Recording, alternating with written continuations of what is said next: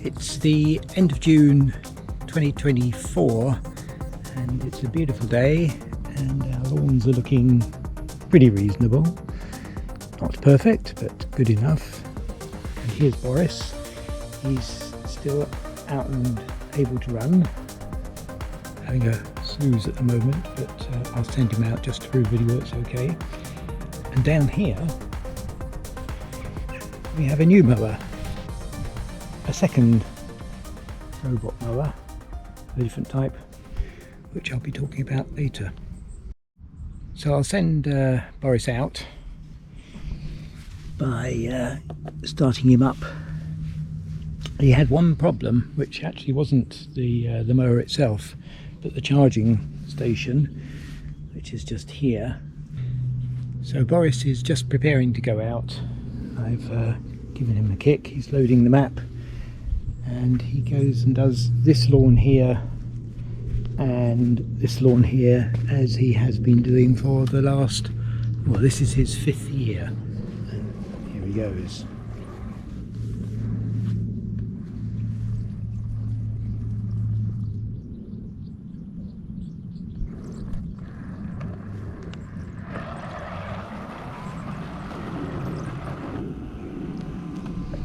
I'm not sure where he's going. He's picking up from where he last left off, I guess. Goes across the path here and then down to the other lawn.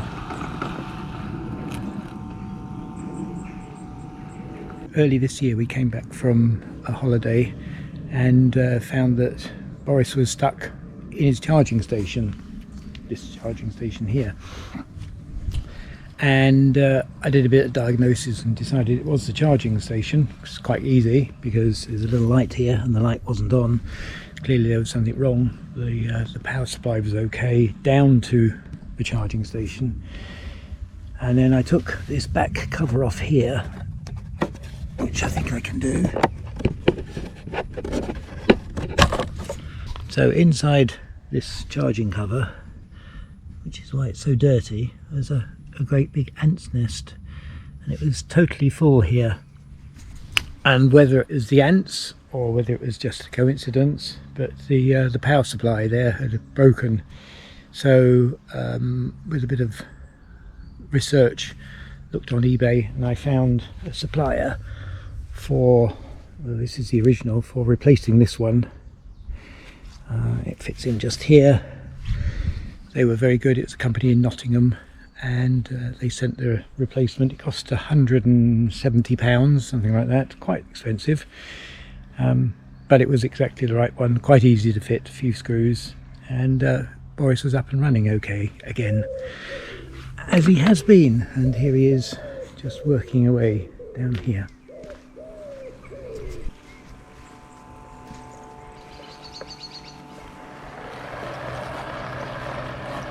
Now we were considering extending Boris's mowing to this part of the lawn as well, but it's really difficult to do that. It would need lots of installation of wire to stop him bumping into the trees. I had quite a few trees here, and also some of the land is a bit bumpy, a few slopes, and so we held off using Boris to do this part. So when we were thinking about getting a mower, we looked at the marketplace and we looked at some very expensive looking ones. And then just as we were contemplating all this, a new mower came to our attention, made by Ecovacs. And we already had a robot cleaner, vacuum cleaner, in our house, which we were really pleased with. And so this warranted a lot more attention and research. And it turns out it actually fulfills our needs, because it doesn't require a guide wire. It uses optical and wireless beacons to work out where on earth it is, and that gets rid of all the problem of laying the guide wires all around this rather tricky garden. This is the goat, made by Ecovacs, and it looks pretty futuristic. Reminds me of a Cybertruck for some reason. Doesn't go quite as fast as that, fortunately. and it's got a homing station where it recharges, and we've temporarily run an extension wire down to here just to check it all out. So to set up the goat, you have to first of all build the docking station, which comes in a couple of parts, not too difficult, snaps together bits of plastic, attach the charging cable, and the other thing that you have to do is to place the wireless beacons which help it work out where on earth it is, and this is one of the wireless beacons that we have.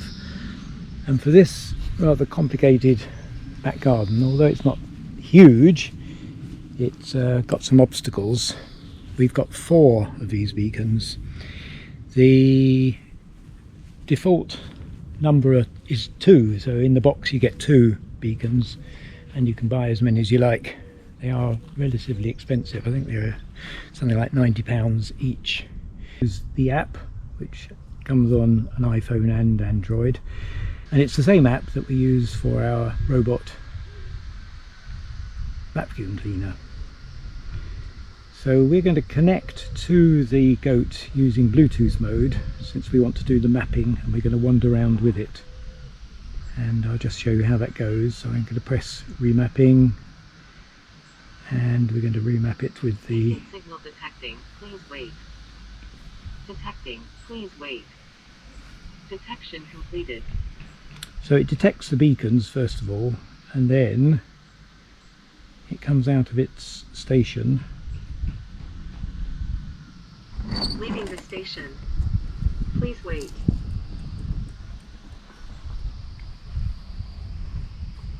Control Go to start virtual boundary creation. So in this app I've got a little driving thing which essentially you can go forwards or backwards and then right or left. So I can essentially drive this thing around the perimeter of the lawn, which I'm just starting to do. And it's a bit tedious and slow, but once you get the hang of driving it, it's okay. You have to stay within a metre or 2 of it, i.e. within Bluetooth range, otherwise you can't control it.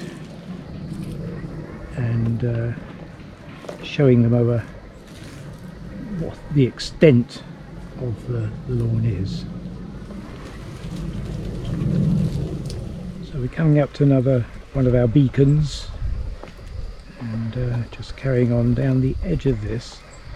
Now the goat does have a camera on the top and at the front, and it doesn't like getting too close to edges, so whilst I'm driving fairly close to the edge here, it's quite likely that the goat will never get quite so close.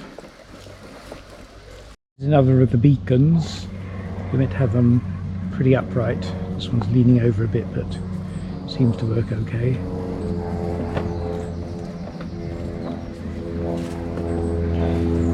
So just here is a very steep bit, which I know is difficult for it, particularly in wet weather, so I'm just avoiding the bit which has got a tree branch growing up it. So you see it can climb up quite steep gradients. I can't remember whether it's something like 30 degrees, certainly 30 degrees seems to be within its capabilities.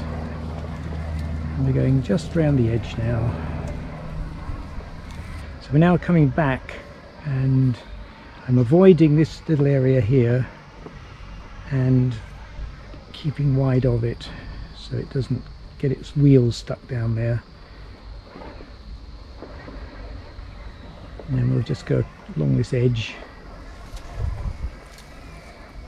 You can see from the map here we're almost back home, and when we get closer the goat will detect that the home station is there and invite us to park it in front. So I'll just drive it, towards where the station. If you want to complete the creation, control Go to 0.5 meters in front of the station and tap recharge.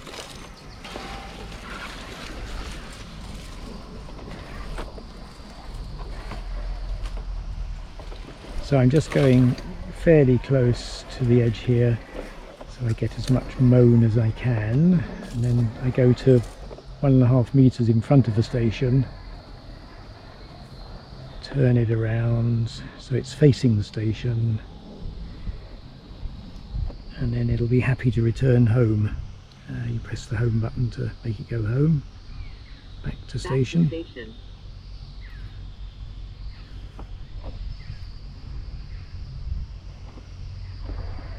And it uses its optical camera to find the exact path back in, and it charges with these 2 units which mate up with those spring-loaded. Start charging. And it gets itself back home. Virtual boundary created. So it says mapping complete, and now I can set a no entry zone. Okay, so the no entry zone is designed to keep the goat away from things like ponds where it might drop in, or drop-offs down steps. Obstacles such as this pampas grass, it seems to avoid all on its own. Trees it copes with quite happily. This area around here it'll cope with quite happily. So what I'm going to do is have a no-go area for this steep part here, including this wood pile and the steep bit over to here, to keep it away from it, and a no-go area for the bonfire, because there's all sorts of sticks and objects which could upset it. Set up a no-go area, you drive the goat again just as I did round the perimeter, and then mark a point round the obstacle as the start point, then drive it around the perimeter of the obstacle, and then mark at the end of the obstacle, and it remembers those. I don't know how many it can remember, but I'm just going to be setting up 2. So here we are, we're going to set up a no entry zone. Leaving the station. Please wait. And then I just control the mower until we get to the beginning of the no-go area. So I just drive it around until we get there. I'm just going to drive it straight down this path. I'm going to leave the path as something that it can mow. As long as the path is relatively flat, it won't do it any harm. And I'm going to just turn around that way and start. I'm going to start a no-go zone just here, and then I just have to drive it round. Now I'm going to avoid the big steep drop here and just skirting around the steep part here. So it's decided that it's got to the starting point, so I can just click this green arrow and it'll save that. You can select the type of no entry zone that it is, but I'm just going to make it the default. So here we are at the bonfire. I'll just set another starting point and then go around the bonfire. Near the starting point. And there we've made it round, and again press the green. So that's the mapping of the 2 no-go zones done. Control to return home. So we'll go back to its house.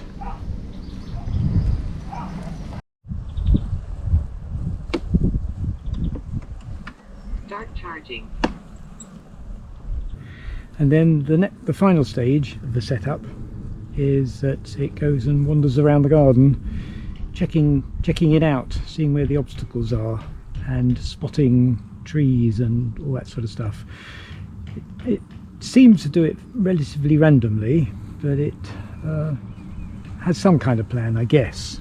Anyway, we're going to do map learning now. Start map learning.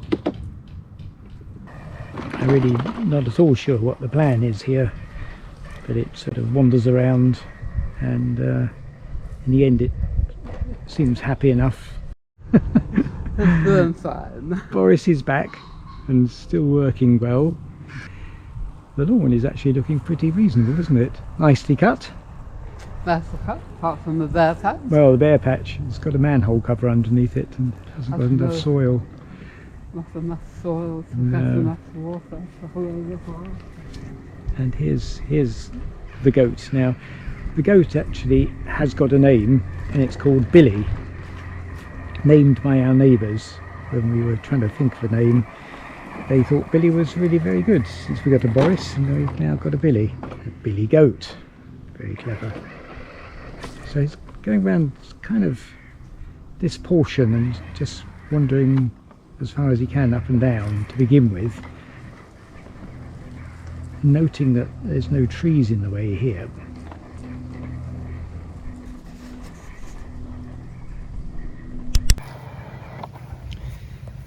So this is the goat having a look around and sussing out where obstacles are.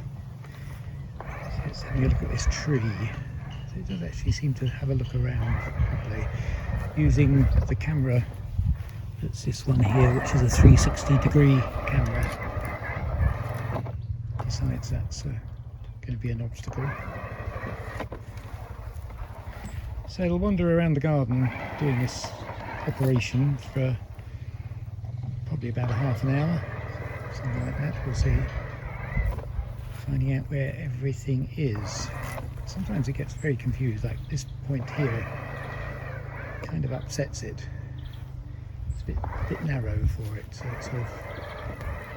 Oh, no, it's going up there. It's seeing that there's stuff there.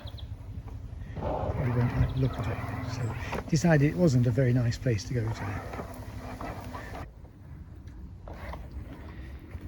So he seems to be happy with the lower garden. Now having a look at this top, the middle bit of the garden.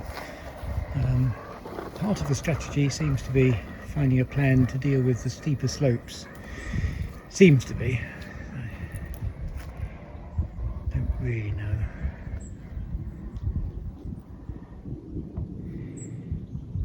Kind of having a look around up here now.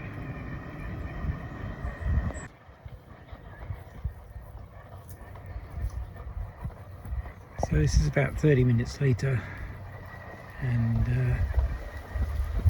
the goat has learnt the garden. And this is him going back home now, and he'll be ready to mow. Not sure how much battery will be left.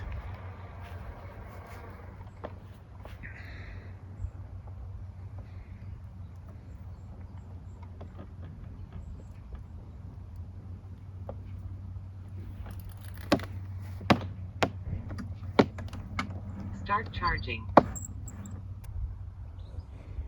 So you can control the mower from the device panel, which I'll just send him out to go and mow by pressing go and OK. Start auto mowing. That's scary.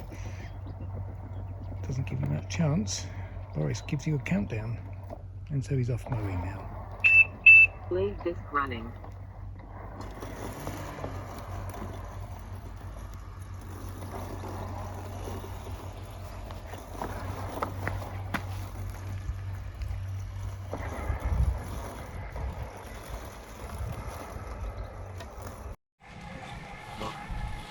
Both mowers are doing well. We're happy with each of them. Hopefully Boris will continue into his middle and old age and can keep on doing a good job up there, and the goat will do a sturdy job down this bottom part of the lawn.